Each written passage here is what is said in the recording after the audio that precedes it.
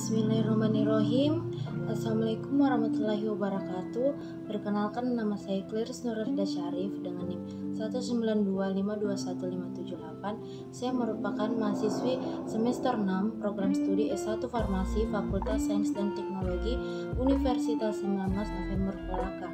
Di sini saya akan menganalisis kasus epilepsi dengan metode SOAP. Sebelum itu kita harus mengetahui dulu apa sih itu penyakit epilepsi.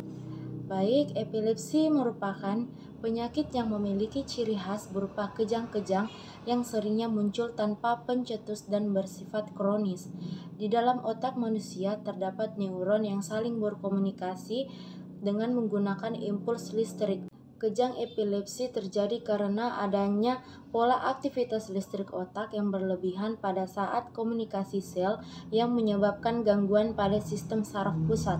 Gangguan ini terjadi karena adanya kelainan pada jaringan otak, ketidakseimbangan zat kimia dalam otak, ataupun kombinasi dari beberapa faktor penyebab tersebut. Kerusakan atau perubahan ini diketahui sebagai penyebab pada sebagian kecil kasus epilepsi. Akibat dari gangguan tersebut menyebabkan kejang, sensasi, dan perilaku yang tidak biasa hingga hilang kesadaran. Analisis kasus dengan metode SOAP. Seorang wanita berusia 23 tahun dengan berat badan 53 kg dilarikan ke rumah sakit.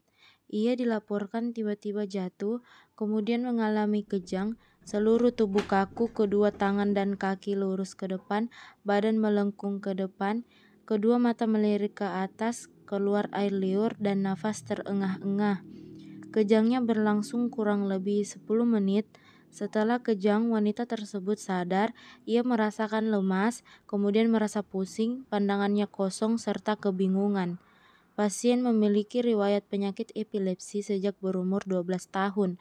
Pasien mengaku pernah mengonsumsi Dilantin 400 mg per hari, tetapi sudah berhenti sejak 1 tahun terakhir. Hasil pemeriksaan fisik didapatkan nadi 80 per menit, tekanan darah 108 per 67 mm hidrogium, temperatur 36,7 derajat Celcius, kadar gula darah sesaat 100 mg per desiliter, LDL low density lipoprotein atau kolesterol jahat 100 mg per desiliter, HDL high density lipoprotein atau kolesterol baik 80 mg per desiliter, trigliserid 150 mg per desiliter. Penyelesaian kasus subjektif yaitu keluhan pasien seperti tiba-tiba jatuh, kemudian mengalami kejang, seluruh tubuh kaku, kedua tangan dan kaki lurus ke depan, badan melengkung ke depan, kedua mata melirik ke atas, keluar air liur, dan nafas terengah-engah. Kejangnya berlangsung kurang lebih 10 menit. Setelah kejang, wanita tersebut sadar, lemas, kemudian merasa pusing, pandangannya kosong, serta kebingungan. Riwayat penyakit: memiliki riwayat penyakit epilepsi sejak berusia 12 tahun dan putus obat sejak 1 tahun. Riwayat pengobatan: pernah mengonsumsi Dilantin 400 mg per hari namun sudah berhenti sejak 1 tahun terakhir. Riwayat penyakit keluarga: di keluarga tidak ada yang pernah kejang seperti ini. Pada bagian objektif atau pemeriksaan laboratorium didapatkan nadi 80 per menit, tekanan darah 108 per 67 mm hidrogium, temperatur 36,7 derajat Celcius, kadar gula darah sesaat 100 mg per desiliter, LDL 10 mg per desiliter, HDL 80 mg per desiliter, trigliserid 150 mg per desiliter. Asesmen terapi yang diberikan phenytoin 300 mg per hari, analisis inaktivasi kanal natrium sehingga menurunkan kemampuan syaraf untuk menghantarkan sinyal muatan listrik yang berlebih di otak.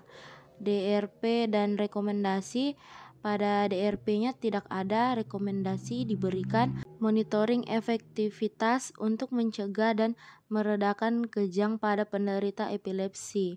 Efek samping obat yaitu nyeri kepala, anemia, insomnia, mual muntah, sembelit, gusi menjadi bengkak dan berdarah.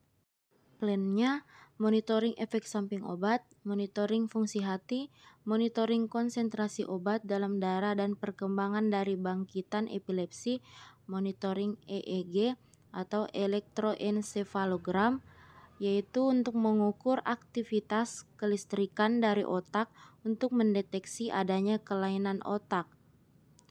Kemudian ada pola hidup sehat seperti diet, pola makan, olahraga yang teratur, dan melakukan monoterapi mengendalikan kejang tanpa menyebabkan efek samping yang tidak diinginkan. Sekian dari analisis kasus epilepsi dengan metode SOAP dari saya. Lebih dan kurangnya mohon dimaafkan. Wabillahi taufik walhidayah. Wassalamualaikum warahmatullahi wabarakatuh.